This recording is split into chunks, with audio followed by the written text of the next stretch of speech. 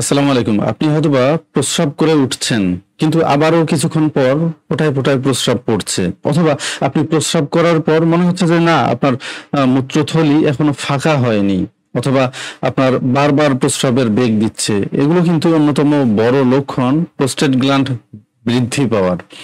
Prostate gland প্রত্যেকটি পুরুষের শরীরের মধ্যেই থাকে এবং প্রোস্টেট গ্ল্যান্ডের কাজ হলো এক ধরনের তরল উপাদান তৈরি করা, যেটি বীর্যকে সুরক্ষিত রাখে।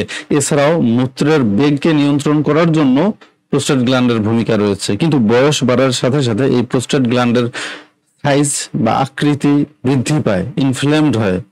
এর ফলে বিভিন্ন শরীরবৃত্তীয় জটিলতার সৃষ্টি হয়। আজকের ভিডিওতে আমি আপনাকে কয়েকটি পুষ্টি উপাদানের নাম বলবো, যেগুলো প্রাকৃতিকভাবেই প্রোস্টেট গ্ল্যান্ডকে শ্রিঙ্ক করতে সহায়তা করবে। তো বন্ধুরা, প্রোস্টেট গ্ল্যান্ড বয়সের সাথে সাথে বড় হওয়ার অন্যতম বড় কারণ হলো পুরুষের শরীরে টেস্টোস্টেরন যেহেতু প্রধান সেক্স হরমোন, এই টেস্টোস্টেরন অনেকটাই পুরুষালী বৈশিষ্ট্য নিয়ন্ত্রণ করে। কিন্তু বয়সের সাথে সাথে টেস্টোস্টেরন এবং এস্ট্রোজেন হরমোনের ইমব্যালেন্স সৃষ্টি হয়।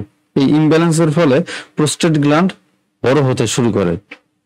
এছাড়াও টেস্টোস্টেরন হরমোন একটি বিশেষ রকমের এনজাইমের সাথে বিক্রিয়া করে, 5 আলফা রিডাক্টেজ, এবং এই 5 আলফা রিডাক্টেজের মাধ্যমে টেস্টোস্টেরন থেকে ডাইহাইড্রো টেস্টোস্টেরন অথবা ডিএইচটি তে কনভার্ট হয়। এবং এই ডিএইচটি কিন্তু চুল পড়া রোগেরও অন্যতম একটি বড় কারণ। যাদের বংশগতভাবে চুল পড়া রোগ রয়েছে, তাদের স্কাল্প অথবা মাথার ত্বকের কোষগুলো সেন্সিটিভ হয়ে থাকে ডিএইচটির প্রতি, এবং এই ডিএইচটির প্রতি সেন্সিটিভ হওয়ার ফলে এই ডিএইচটির কারণে বংশগতভাবে যাদের চুল পড়ে, তাদের টেস্টোস্টেরন 5 আলফা রিডাক্টেজের মাধ্যমে ডিএইচটি তে কনভার্ট হওয়ার পর তাদের স্কাল্পে গিয়ে অ্যাটাক করে এবং তাদের চুল পড়ার সমস্যার সৃষ্টি হয়। তো সেটি একটি ভিন্ন বিষয়, কিন্তু আজকের ভিডিওতে আমরা আলোচনা করব কিভাবে আপনি টেস্টোস্টেরনের মাত্রাকে স্বাভাবিক রেখে ডিএইচটির মাত্রাকে কমিয়ে আপনার প্রোস্টেট গ্ল্যান্ডকে সুরক্ষিত রাখতে পারেন।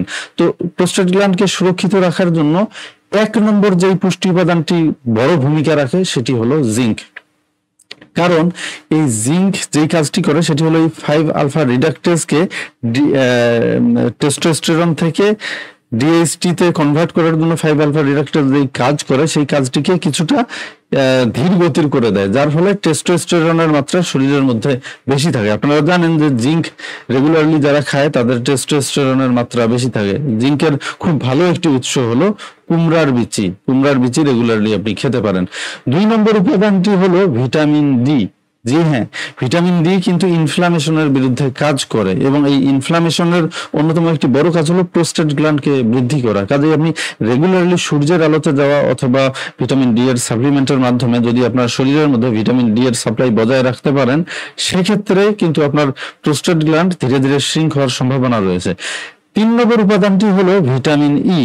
ভিটামিন ই এর মধ্যে বিশেষ একটি উপাদান রয়েছে আলফা টোকোফেরল, এবং এই আলফা টোকোফেরল ইনফ্লামেশনের বিরুদ্ধে কাজ করে, অ্যান্টিঅক্সিডেন্ট হিসেবে কাজ করে আপনার প্রোস্টেট গ্ল্যান্ডকে সুরক্ষিত রাখতে বিশেষভাবে সহায়তা করে। আপনি সরাসরি ভিটামিন ই এর সাপ্লিমেন্ট খেতে পারেন, অথবা ভিটামিন ই যুক্ত খাবার যেমন বাদাম, সানফ্লাওয়ার অয়েল এগুলো খেতে পারেন। এছাড়াও ভিটামিন সি অত্যন্ত চমৎকার কাজ করে, অ্যান্টিঅক্সিডেন্ট হিসেবে কাজ করে আপনার মূত্র যেই থলিটা রয়েছে সেটিকে সুরক্ষিত রাখতে সহায়তা করে। আপনি টক যেই ফলমূল গুলো রয়েছে, কমলা, লেবু, আমলকি, এগুলো রেগুলারলি খেতে পারেন। সাধারণত যখন কোনো ব্যক্তির প্রোস্টেট গ্ল্যান্ড বড় হয়ে যায়, তখন বিভিন্ন রকমের ওষুধ খাওয়া হয়, যেই ওষুধগুলো আসলে 5 আলফা রিডাক্টেজকে কমিয়ে দিয়ে টেস্টোস্টেরনকে ডিএইচটি তে কনভার্ট হওয়ার ক্ষেত্রে বাধা সৃষ্টি করে। কিন্তু এই 5 আলফা রিডাক্টেজ ইনহিবিটর ওষুধগুলো অনেক ক্ষেত্রেই যেটি করে, এই টেস্টোস্টেরন এবং এস্ট্রোজেনের ইমব্যালেন্স সৃষ্টি করে গাইনিকোমাস্টিয়া সমস্যা অথবা মেন বুবস সমস্যা অথবা শরীরবৃত্তীয় বিভিন্ন জটিলতার সৃষ্টি করে। এই কারণেই আপনি প্রাকৃতিকভাবে যদি 5 আলফা রিডাক্টেজকে কমাতে পারেন, তাহলে অত্যন্ত চমৎকারভাবে সাইড ইফেক্ট বিহীনভাবে আপনার প্রোস্টেট গ্ল্যান্ড আবারও আগের মতো শ্রিঙ্ক হয়ে যাবে। সকলে ভালো থাকবেন, সুস্থ থাকবেন। ধন্যবাদ সবাইকে।